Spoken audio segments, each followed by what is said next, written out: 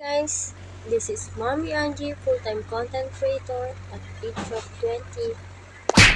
So, ayun na nga guys, nandito kami sa bahay. Kami lang dalawa ng anak ko. Kaden,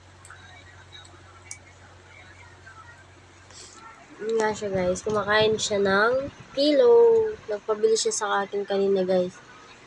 Hindi na kami lumabas kasi nga guys, mahangin sa labas.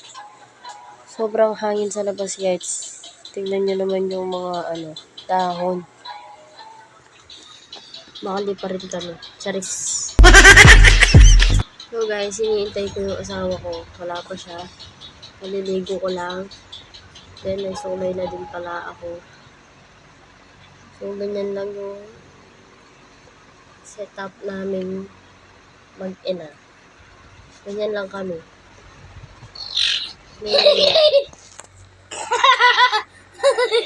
Tawang-tawa siya sa mga pinaglalaro-laro niya. So guys, mamaya na lang. Bye-bye!